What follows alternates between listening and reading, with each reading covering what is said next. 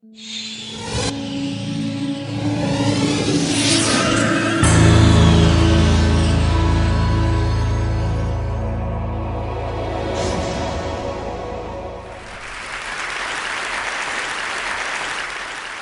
is actually a painting that hangs at the Countway Library at Harvard Medical School. And it shows the first time an organ was ever transplanted.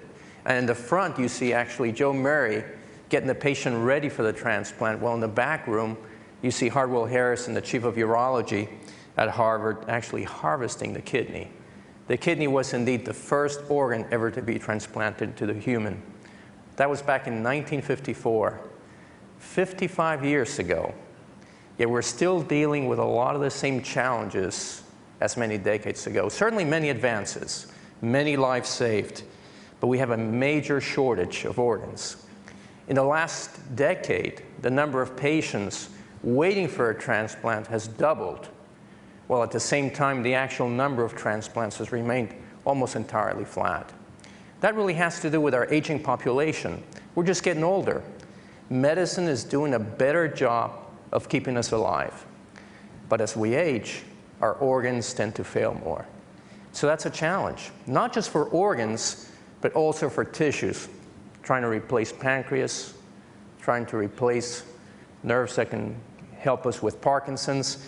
These are major issues. This is actually a very stunning statistic. Every 30 seconds, a patient dies from diseases that could be treated with tissue regeneration or replacement. So what can we do about it? We've talked about stem cells tonight. That's a way to do it, but still ways to go to get stem cells into patients in terms of actual therapies for organs. Wouldn't it be great if our bodies could regenerate? Wouldn't it be great if we could actually harness the power of our bodies to actually heal ourselves? It's not really that foreign of a concept. Actually, it happens on the earth every day. This is actually a picture of a salamander. Salamanders have this amazing capacity to regenerate. You see here a little video. This is actually a limb injury in the salamander. And this is actually real photography, time photography, showing how that limb regenerates in a period of days. You see the scar form, and then that scar actually grows out a new limb. So if salamanders can't do it, why can't we? Why can't humans regenerate? Actually, we can regenerate. Your body has many organs, and every single organ in your body has a cell population that's ready to take over at the time of injury. Happens every day as you age, as you get older. Your bones regenerate every 10 years. Your skin regenerates every 2 weeks. So your body's constantly regenerating. The challenge occurs when there's an injury. At the time of injury or disease, the body's first reaction is to seal itself off from the rest of the body. It basically wants to fight off infection and seal itself, whether it's organs inside your body or your skin. The first reaction is for scar tissue to move in to seal itself off from the outside. So how can we harness that power? One of the ways that we do that is actually by using smart biomaterials. How does this work? Well, on the left side here, you see a urethra which was injured. This is a channel that connects the bladder to the outside of the body. And you see that it's injured. We basically found out that you can use these smart biomaterials that you can actually use as a bridge.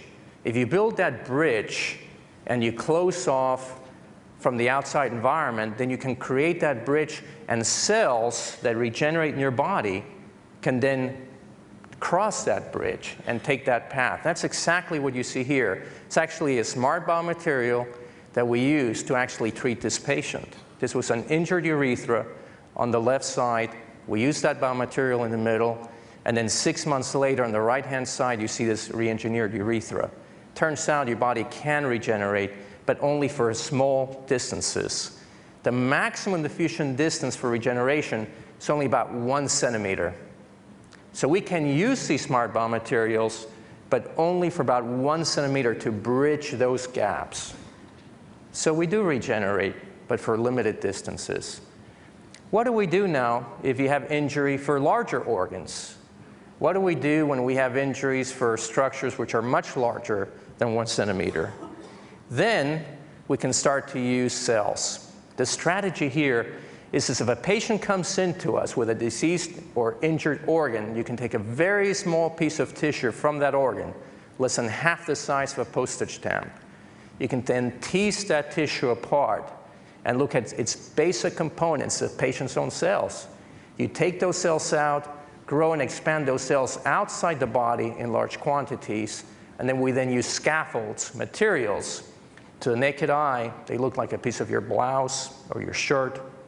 But actually, these materials are fairly complex, and they're designed to degrade once inside the body. It disintegrates a few months later. It's acting only as a cell delivery vehicle. It's bringing the cells into the body. It's allowing the cells to regenerate new tissue. And once the tissue is regenerated, the scaffold goes away. And that's what we did for this piece of muscle. This is actually showing a piece of muscle and how we go through the structures to actually engineer the muscle. We take the cells, we expand them, we place the cells on the scaffold, and we then place the scaffold back into the patient. But actually, before placing the scaffold to the patient, we actually exercise it. We want to make sure that we condition this muscle so that it knows what to do once we put it into the patient. That's what you're seeing here. You're seeing this muscle bioreactor actually exercising the muscle back and forth. Okay, these are flat structures that we see here, the muscle. What about other structures? This is actually an engineered blood vessel. Very similar to what we just did, but a little bit more complex. Here we take a scaffold, and we basically, scaffold can be like a piece of paper here, and we can then tubularize the scaffold. And what we do is to make a blood vessel, same strategy. We take a blood vessel is made up of 2 different cell types. We take muscle cells, we paste or coat the outside with these muscle cells, very much like baking a layer cake, if you will. You place the muscle cells on the outside, you place the vascular blood vessel lining cells on the inside. You now have your fully seated scaffold. You're going to place this in an oven-like device. It has the same conditions as a human body, 37 degrees centigrade, 95% oxygen. You then exercise it, as what you saw on that tape. And on the right, you actually see a carotid artery that was engineered. This is actually the artery that goes from your neck to your brain. And this is an X-ray showing you the patent functional blood vessel. More complex structures, such as blood vessels, urethras, which I showed you, they're definitely more complex because you're using 2 different cell types. But they're really acting mostly as conduits. You're allowing fluid or air to go through at steady states. They're not nearly as complex as hollow organs. Hollow organs have a much higher degree of complexity because you're asking these organs to act on demand. So the bladder is one such organ. Same strategy. We take a very small piece of the bladder, less than half the size of a postage stamp. We then tease the tissue apart into its 2 individual cell components, muscle and these bladder specialized cells. We grow the cells outside the body in large quantities. It takes about 4 weeks to grow these cells from the organ. We then take a scaffold that we shape like a bladder. We coat the inside with these bladder lining cells. We coat the outside with these muscle cells. We place it back into this oven-like device. From the time you take that piece of tissue, 6 to 8 weeks later, you can put the organ right back into the patient. This actually shows the scaffold, the material that's actually being coated with the cells. When we did the first clinical trial for these patients, we actually created the scaffold specifically for each patient. We brought the patients in 6 to 8 weeks prior to the scheduled surgery, did x-rays, and we then composed the scaffold specifically for that patient's size pelvic cavity. For the second phase of the trials, we just had different sizes, small, medium, large, and extra large. It's true. And I'm sure everyone here wanted an extra large, right? So bladders are definitely a little bit more complex than the other structures. But there are other hollow organs that have added complexity to it. This is actually a heart valve, which we engineered. And the way we engineer this heart valve is the same strategy. We take the scaffold, we seat it with cells, and you can now see here the valve leaflets opening and closing. We exercise these prior to implantation. Same strategy. And then the most complex are the solid organs. For solid organs, they're more complex because you're using a lot more cells per centimeter. This is actually a simple solid organ like the ear. It's now being seated with cartilage. That's the mold. That's the oven-like device. Once it's coated, it gets placed there, and then a few weeks later we can take out the cartilage scaffold. This is actually digits that we're engineering. These are being layered, one layer at a time. First the bone, we fill in the gaps with cartilage. We then start adding the muscle on top, and you start layering these solid structures. Again, fairly more complex organs. But by far, the most complex solid organs are actually the vascularized, highly vascularized, a lot of blood vessel supply organs such as the heart, the liver, the kidneys. This is actually an example, several strategies to engineer solid organs. This is actually one of the strategies. We use a printer, and instead of using ink, you just saw an inkjet cartridge. We just use cells. And this is actually your typical desktop printer. It's actually printing this two-chamber heart one layer at a time. You see the heart coming out there. It takes about 40 minutes to print, and about 4 to 6 hours later, you see the muscle cells contract.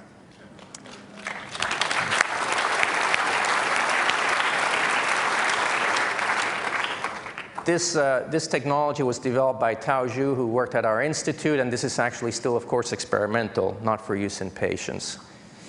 Another strategy that we have followed is actually to use decellularized organs. We actually take donor organs, and organs that are discarded, and we then can use very mild detergents to take all the cell elements out of these organs. So for example, on the left panel, top panel, you see a liver. We actually take the donor liver, we use very mild detergents, and by using these mild detergents, we take all the cells out of the liver. 2 weeks later, we basically can lift this organ up. It feels like a liver. We can hold it like a liver. It looks like a liver, but it has no cells. All we are left with is the skeleton, if you will, of the liver, all made up of collagen, a material that's in our bodies that will not reject. We can use it from one patient to the next. We then take this vascular structure, and we can prove that we retain the blood vessel supply. You can see actually that's a fluoroscopy. We're actually injecting contrast into the organ. So now you can see it start. We're injecting the contrast into the organ, into this decellularized liver, and you can see the vascular tree that remains intact. We then take the cells, the vascular cells, blood vessel cells, we perfuse the vascular tree with the patient's own cells.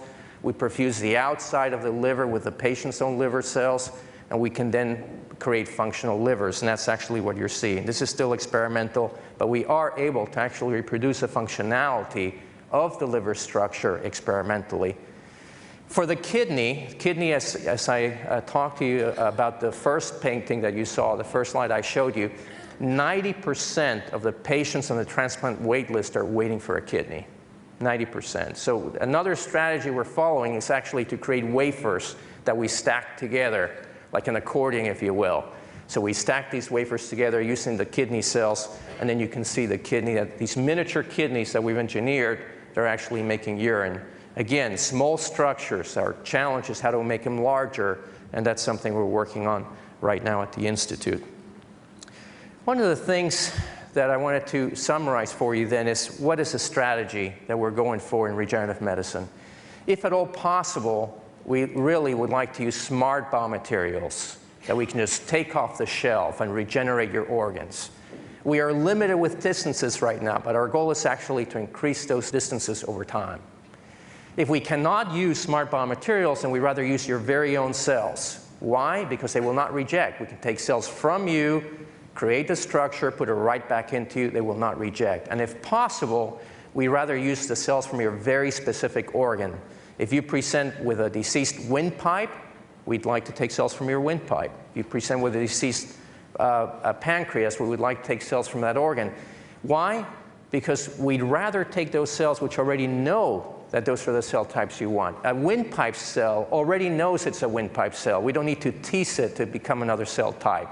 So we prefer organ-specific cells, and today we can obtain cells from most every organ in your body except for several which we still need stem cells for, like heart, liver, nerve, and pancreas, and for those we still need stem cells.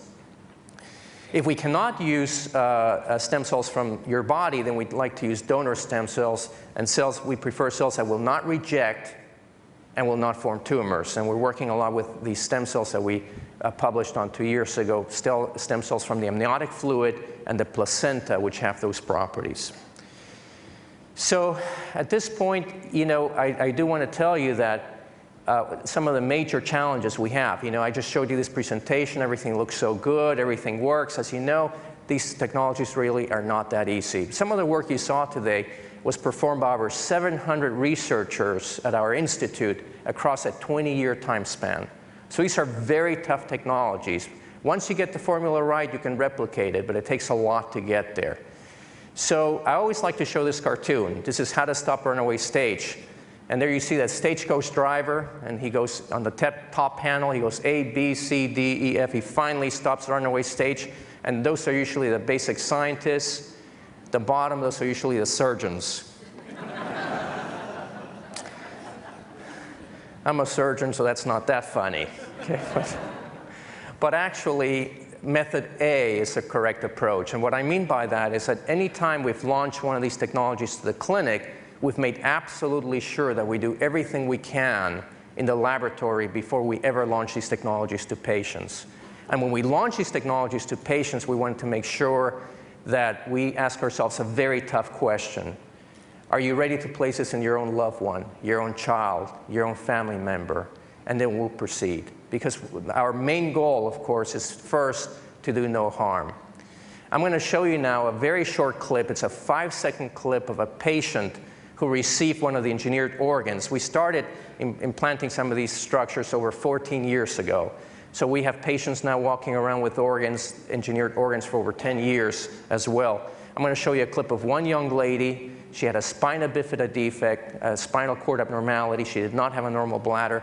It's a segment from CNN. We are just taking 5 seconds. This is a segment that Sanjay Gupta actually took care of. I'm happy. I was always afraid that I was going to have like an accident or something. And now I can just go out with my friends, go do whatever I want. See, at the end of the day, the promise of regenerative medicine is a single promise.